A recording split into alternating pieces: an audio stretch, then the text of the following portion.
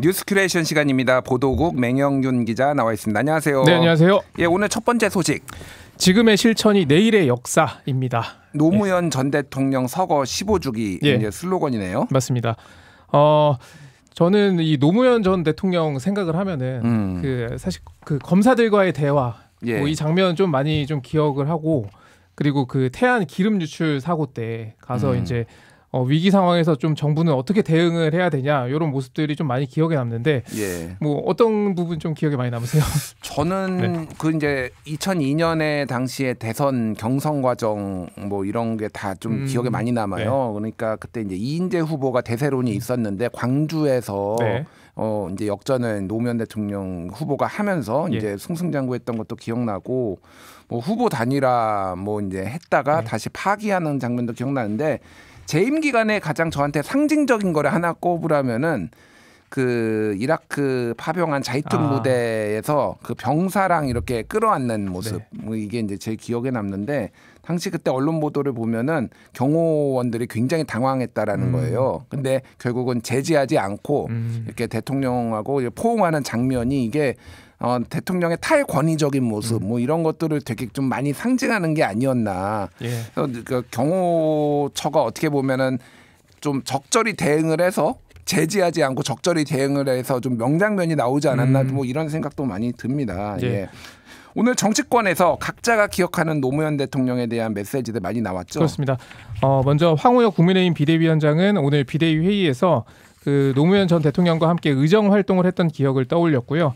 노 전 대통령은 본인을 서민의 대통령, 바보 대통령이라고 하면서 인간적인 면모, 그 재치가 지금도 남아있는 분이다 이렇게 얘기를 했습니다.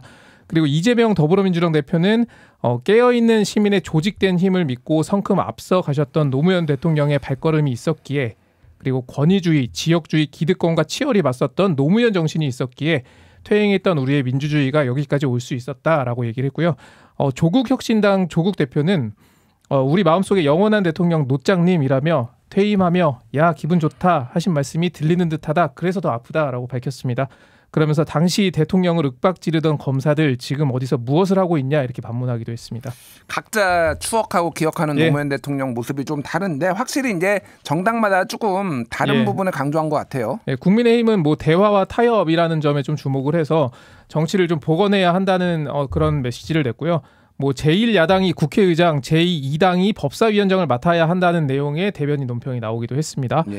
반면 이재명 대표는 당원 중심의 대중정당, 반드시 나아가야 할 미래다라고 했거든요. 지금 뭐 국회의장 후보 선출을 둘러싸고 그 민주당에서 좀 탈당이 좀 이어지고 있는데, 그런 면에서 노무현 정신을 어떤 국회의원의 기득권이 아닌 뭐 당원에 의한 대중정당이다라는 점을 부각한 것으로 보이고요.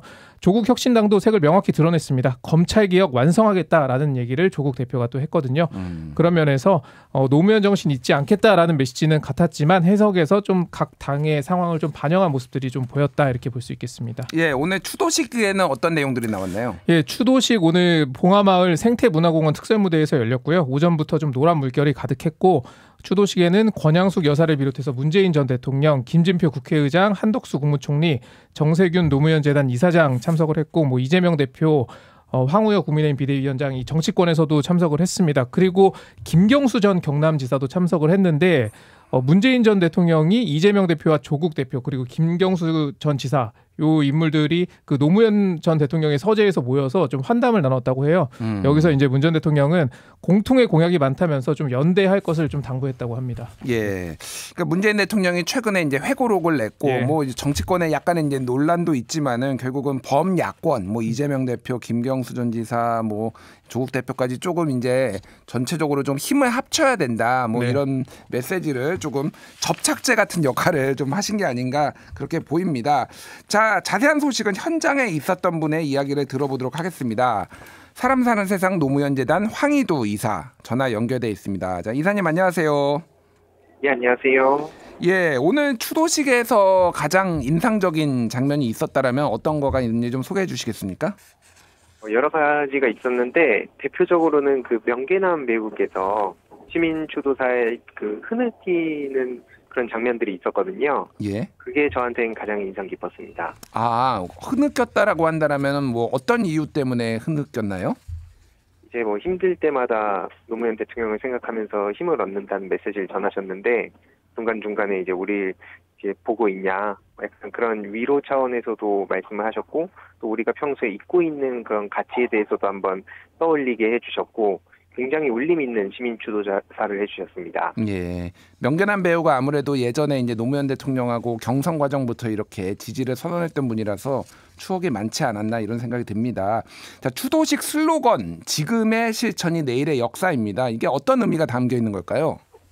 말 그대로 우리가 내일의 역사를 만들어가기 위해서는 오늘의 생각과 실천이 중요하다. 그러니까 결국에는 시대와 세대를 넘어서 우리가 실천할 수 있는 가치를 좀 만들어가고 그런 게 또 필요하다. 이런 내용으로 봐주시면 좋을 것 같습니다. 예. 네, 안녕하세요. 맹영균 기자입니다. 예, 안녕하세요. 네, 오늘 그 추도식을 보면은 정치권에서도 이제 총출동을 했고 시민들도 상당히 많은 분들이 참석을 하셨더라고요. 네. 우리 국민들이 노무현 전 대통령을 좀 그리워하는 이유 뭐라고 좀 보십니까? 큰 틀에서 한 3가지 정도가 생각이 나는데 하나는 지몬미라고 지켜주지 못해서 미안하다. 이 정서가 쭉 이어져 왔다고 보고요.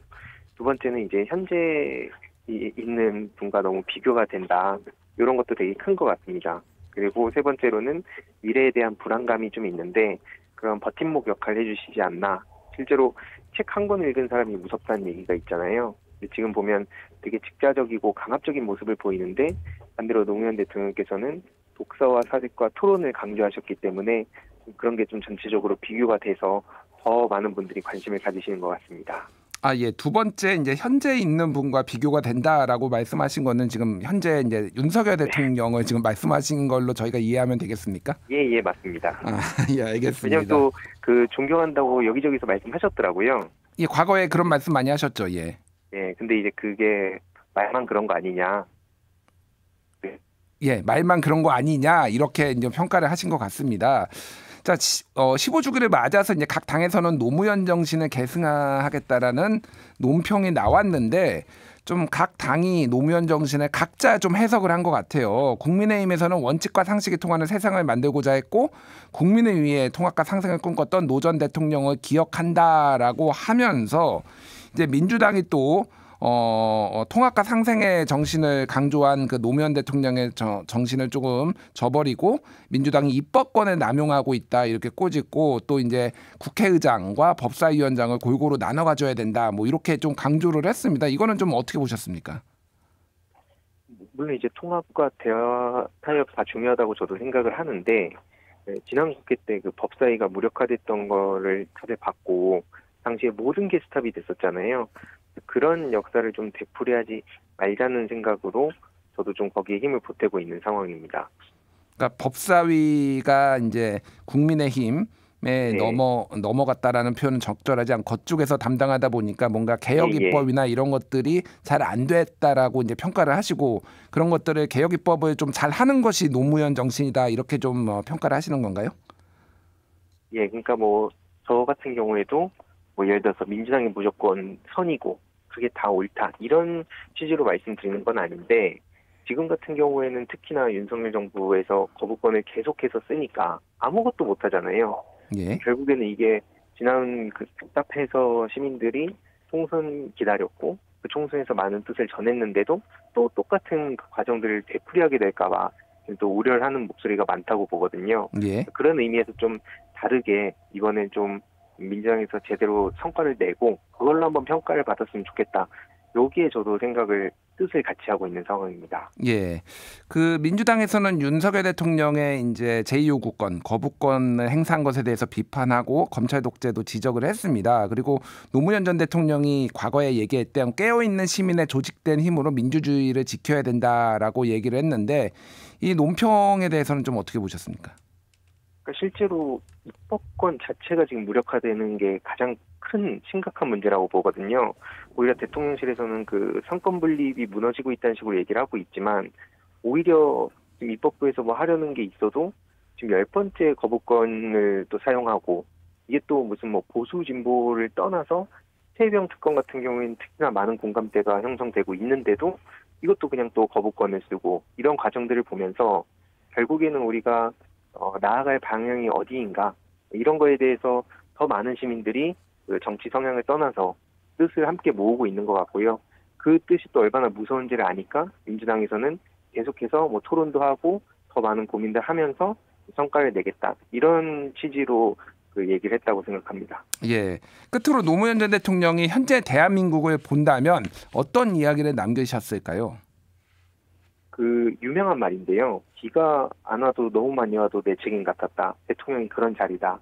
라고 말씀하셨던 게 생각이 납니다. 예. 그만큼 지금 대통령이라는 자리가 굉장히 무겁다. 지금은 근데 뭐 본부장 리스크 막는 데에만 혈안 힘을 쓰는 거 아니냐. 이런 얘기도 나오는 만큼 그 말씀을 하시지 않을까 싶고요. 또 굉장히 우려되는 차원에서 하나만 더 말씀드리면 독도에 대해서 되게 중요하게 말씀하셨던 게 있거든요. 예. 우리 국민한테 독도는 완전한 주권회복의 상징인데 그 일본 정부가 잘못을 바로 잡을 때까지 모든 국가적 역량과 외교적 자원을 총동원하겠다.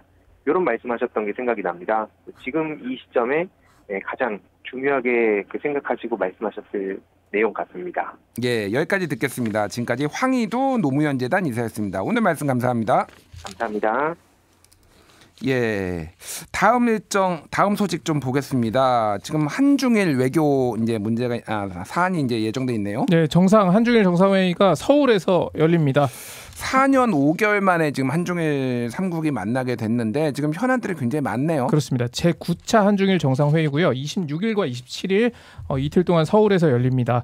26일 오후에 먼저 윤석열 대통령하고 중국 리창 총리가 회담을 하고요. 이어서 윤 대통령과 기시다 일본 총리와 회담도 같은 날 예정돼 있습니다. 그리고 둘째 날인 27일 오전에 한중일 정상회의가 개최되고요. 이 회의는 2019년 12월 중국에서 8차 회의가 열렸고 4년 5개월 만입니다. 4년 5개월 만이라고 하니 네. 진짜 뭐 이제 다뤄야 될 의제가 굉장히 많은 것 같은데 어떤 것들이 조금 예상이 되나요? 일단 뭐 이 회의가 열리는 자체로도 좀 성과다라고 보는 시각도 있고요. 예. 그 말은 반대로 보면은 이 회의에서 어떤 성과를 얻어내기보다는 그런 3국이 협력 체계를 재확인한다라는 의미로 좀 해석할 수 있을 것 같습니다. 그래서 사실 첨예한 현안에 대해서는 좀 논의되지 않을 가능성이 크고요.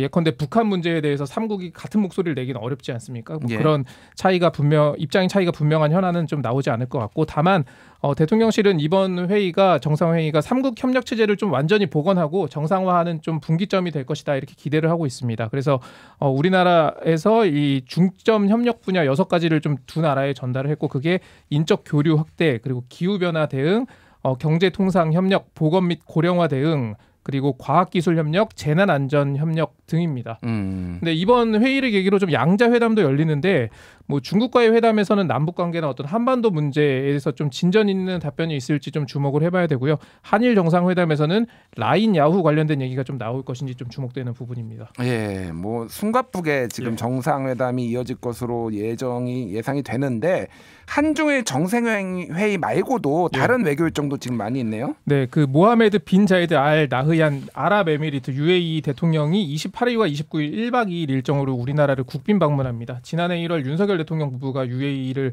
국빈 방문했었거든요. 그 답방 형식이라고 보면 될 것 같고요. 오히려 지금 한중일 정상회의보다는 이 UAE 대통령의 방안이 어떻게 보면은 윤석열 대통령이 그렇게 강조했던 뭐 세일즈 외교 차원에서 우리가 좀 성과를 낼 수 있는 회의다 이렇게 좀 볼 수 있을 것 같고요. 원자력 협력이나 뭐 에너지 투자, 방산 등이 주요 핵심 논의 분야입니다. 그리고 다음 달인 6월 초에는 아프리카 이제 국가 지도자들이 한국을 찾는데요. 45개국 이상이 방한을 할 것으로 예상이 되는데 6월 4일에서 5일 한 아프리카 정상회의도 예정이 돼 있습니다. 뭐 또 이제 외교적 성과도 많이 내야 되고 또 최근에 이제 활동을 재개한 김건희 여사께서 어떤 또 역할을 맞습니다. 하시는지 이런 것도 아마 언론의 관심사가 되지 않을까 그렇게 생각을 합니다. 맹영균 기자의 뉴스 큐레이션 여기까지 듣겠습니다. 수고하셨습니다. 네, 고맙습니다.